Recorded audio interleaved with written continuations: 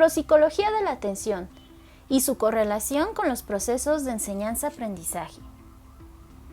La atención puede entenderse como una amplia gama de procesos que participan en la regulación de las acciones, desde que comienzan hasta que terminan. Es conveniente concebir la atención como el proceso central implicado en el control y la ejecución de la acción. La atención es la capacidad de seleccionar la información sensorial de cada momento y de dirigir los procesos mentales. Un aspecto importante de la atención en el campo escolar es la capacidad de los procesos atencionales en el control de los comportamientos, en los aprendizajes, los procesos cognitivos y en general en las actividades de la vida escolar. En este sentido, ha de tenerse en cuenta que en los niños pequeños la atención depende principalmente de la estimulación ambiental, por lo que un ambiente rico en estímulos novedosos contribuirá a mejorar enormemente los procesos atencionales, mientras que en los adolescentes es muy importante el control por parte del sujeto de su propia conducta o aprendizaje, por lo que un ambiente emocionalmente estable, adaptativo a sus necesidades e integrado en un mundo emocional y social será de enorme importancia en el manejo de la atención dirigida al comportamiento. El concepto de atención conlleva dos grandes procesos que se solapan y se integran en función de la conducta a realizar. El primero es un estado neurofisiológico, en el cual el sujeto mantiene un estado de activación cerebral necesaria para procesar cualquier tipo de información. Este primer proceso es básico para el aprendizaje posterior y depende de cómo el niño haya dormido a lo largo o cansado que esté. Y el segundo consiste en orientar la atención en una dirección específica y es básico para el seguimiento de las clases. Depende principalmente ¿de qué? Del estado motivacional del niño hacia las tareas escolares. El primero, independientemente de los estímulos y del contenido efectivo de la ejecución que se realiza en cada momento, mantiene un alto grado de automatización, iniciando constantemente y de forma paralela a los procesos del procesamiento de la información, sin tener en cuenta el resultado final de los mismos. El segundo va dirigido a la respuesta en función del estímulo seleccionado. Ambos procesos son necesarios en la escuela. Se necesita un nivel atencional y de vigilancia lo suficientemente alto como para que el segundo componente pueda elegir adecuadamente el tipo de información a ejecutar.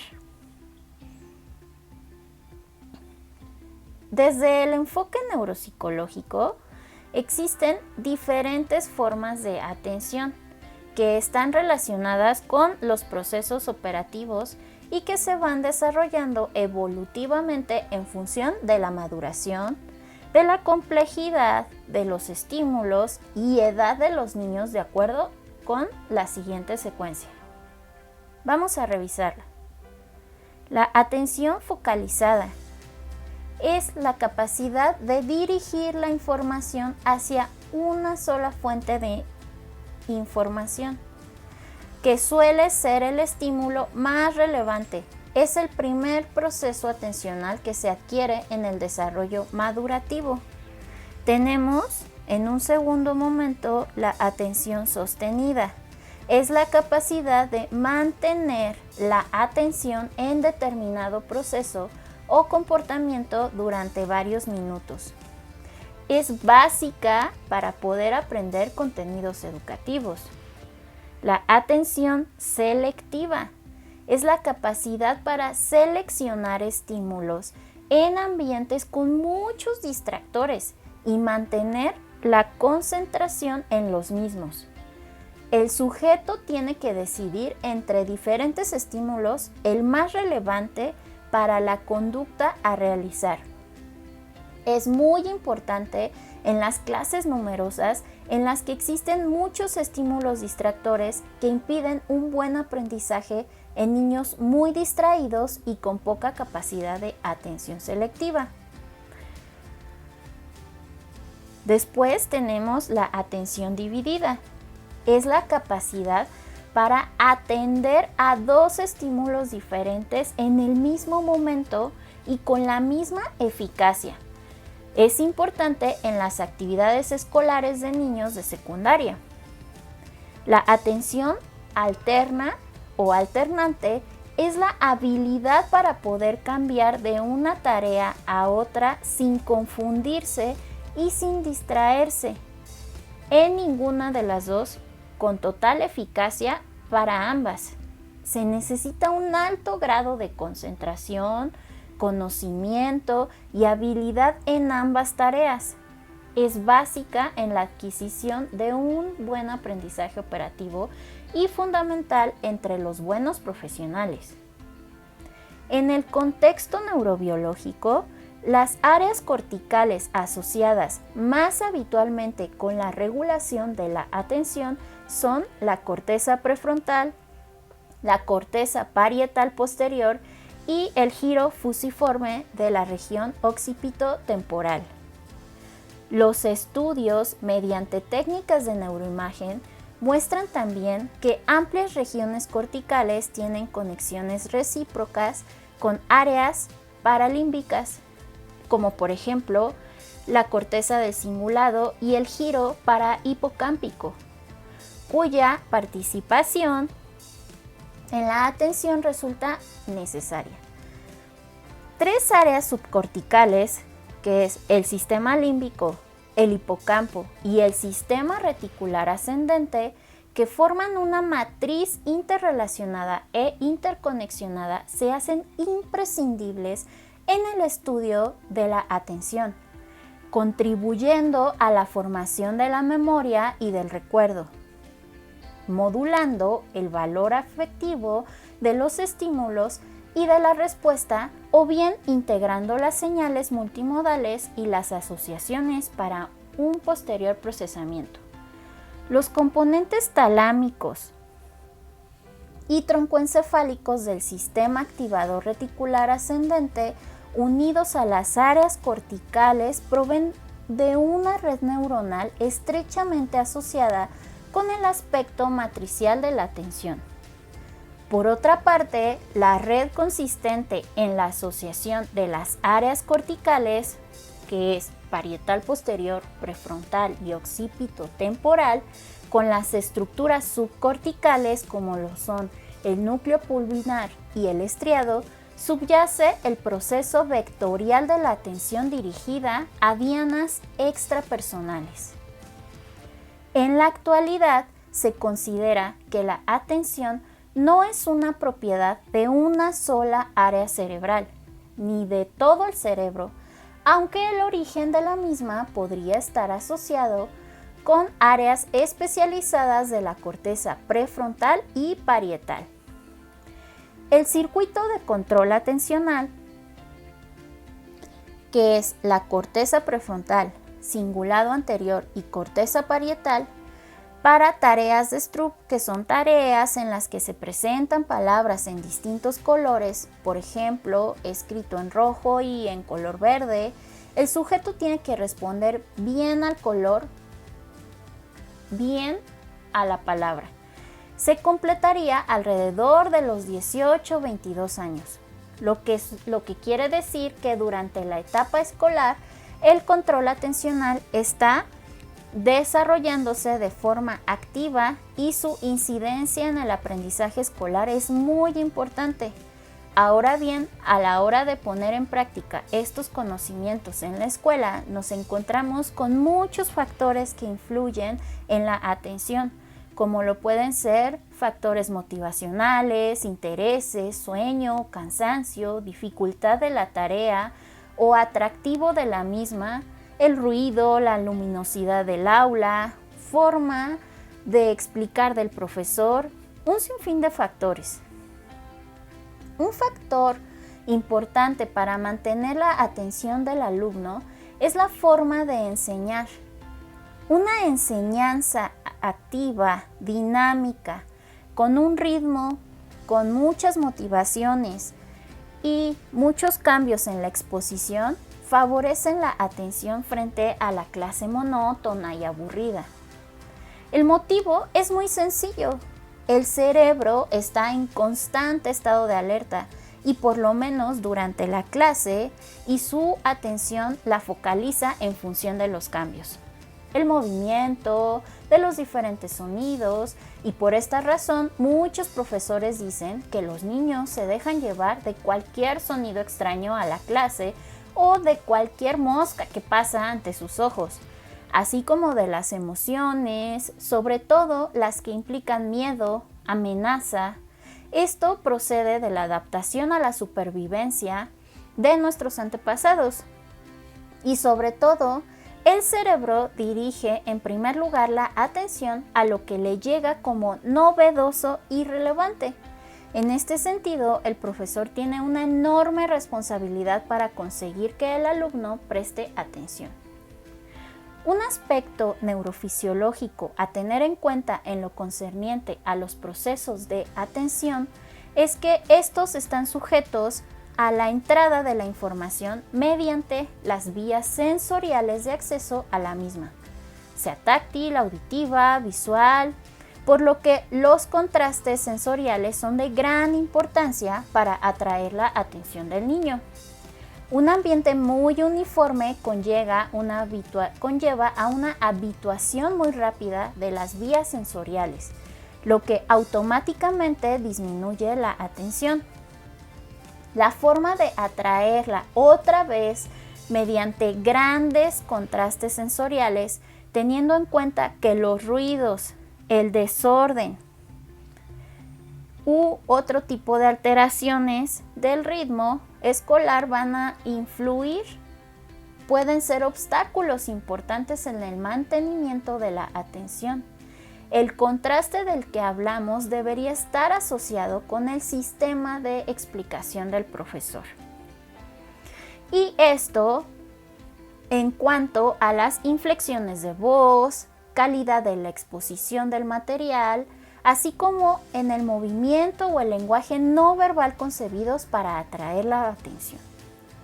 No obstante, lo dicho, a pesar de la importancia de las vías sensoriales en la atención, otros mecanismos internos cerebrales contribuyen a mejorar o sustentar la atención, de tal forma que a medida que tenemos más conocimiento sobre un tema en concreto, más áreas cerebrales se ponen al servicio de la atención. De hecho, cuando tenemos mucha información sobre algo, mantenemos la atención por más tiempo, dado que el procesamiento de la información es mucho mayor y exige además mucho más tiempo para la ejecución. En términos prácticos y dentro del contexto escolar, significa que cuando queremos que el alumno aprenda algo nuevo, debemos tener presente que la atención necesita mayor concentración en el menor tiempo posible. Mientras que si el contenido no es nuevo para el alumno y solamente tiene que repasarlo, la atención puede estar más dispersa a lo largo del tiempo. Este hecho debería llevar a los profesores a tener presente el contenido a explicar a los alumnos, de modo que cuando sea nuevo dicho contenido debería ser corto, preciso, claro y no emplear más de 15 minutos en su explicación, mientras que cuando los alumnos tengan que repetir y memorizar los contenidos, su explicación puede ser más extensa en tiempo y contenido. Otro aspecto importante a tener en cuenta es que la atención no se mantiene constante a lo largo del día, sino que presenta un ritmo basado en ciclos que se pueden oscilar varias veces al día, incluso varias veces a la hora, lo que da a los procesos atencionales un carácter cíclico. Este carácter cíclico viene influenciado por el sueño, el cansancio, las actividades, los estados emocionales, etc., lo que origina una gran diversidad de estados atencionales a lo largo del día. El conocimiento por parte del profesor de estos estados contribuiría a mejorar sin duda la capacidad de aprendizaje de los alumnos. De ello se deduce que necesitamos pausas, descansos o estados de relajación cortos a lo largo del día si queremos mejorar nuestros procesos de atención. Algunos hablan de la necesidad de tener pausas de 10 minutos cada hora u hora y media, que corresponderían a los ciclos 90-11 o minutos propios del sueño que también se dan durante el día. Si se tiene en cuenta esta nueva concepción de la atención a lo largo del día y que el aprendizaje consciente necesita tiempo de procesamiento, de archivo y de recuerdo, y si además se acepta que el cerebro del niño ha de asociar los nuevos conocimientos con el propio estado de desarrollo neurológico en el que se encuentra, entonces se entenderá que el mantenimiento de la atención durante largos periodos de tiempo es contraproducente. Lo mejor sería establecer los programas de aprendizaje en periodos cortos e insertar en los mismos periodos de descanso, tranquilidad, relajación o reflexión sobre los contenidos estudiados. Otro dato importante que se desprende de esta concepción es que no debemos presentar a los alumnos mucha información en periodos de tiempo cortos, sobre todo si la información es nueva, sino que debemos presentar poca información y dejar tiempo para su procesamiento y asimilación. De la misma, antes de comenzar a exponer otro bloque de nueva información, una forma de descanso sin alterar las clases y el sistema de enseñanza podría consistir en que los alumnos cierren los ojos por periodos de tiempo cortos.